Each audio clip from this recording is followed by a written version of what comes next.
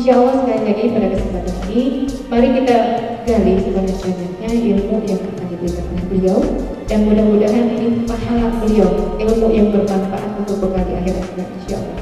Tanah, ngasih makanan untuk tanaman. Tanaman tumbuh berkembang, dimakan oleh manusia, dimakan oleh ternak. Kotorannya ternak masuk ke sawah tanaman lagi.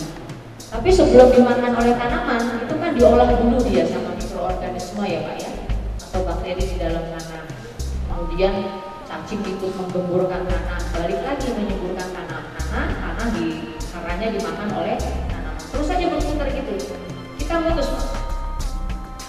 Kita kasih dia pupuk kimia, tapi kita nggak kasih dia pupuk organik. Maka ekosistem di dalam tanah kemudian menurun, akhirnya populasinya hilang. Kalau sudah populasinya hilang, harusnya dia berputar begini, kecek-kecek istilahnya orang Jawa, wis kemana-mana, jalannya udah gak lurus lagi, jalannya udah belok-belok. Akhirnya apa? Terjadi ketidakseimbangan di dalam tanah. Bagaimana memperbaiki lahannya? Salah satu caranya yang paling gampang, mudah, murah, kembali kepada organik. Pertanian itu dikatakan organik satu kalau Bapak sudah tidak menggunakan input kimia. Input itu apa saja? Satu, pupuk, pestisida, obat-obatan, insektisida segala macam. Yang kalau di ternak itu antibiotik.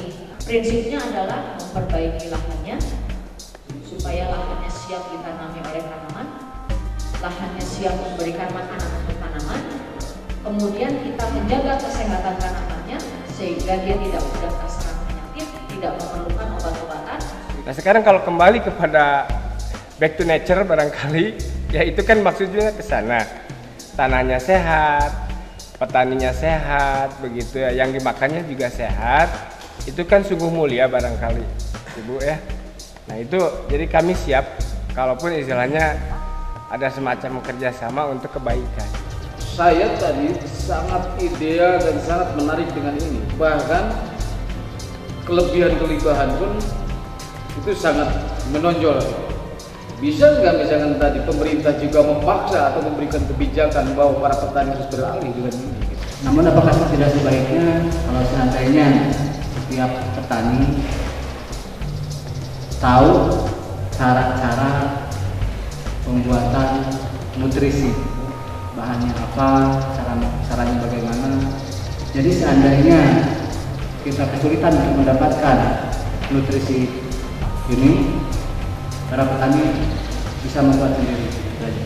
Ini bukan hanya satu produk kan gitu, bahkan bisa mengembangkan kepada hewan atau ini bisa jadi bisa membuat sebuah pertanian yang berintegrasi dengan peternakan, perikanan yang lain. Itu yang paling menarik itu. Satu bahan itu bisa berbagai produk pertanian bisa dilakukan.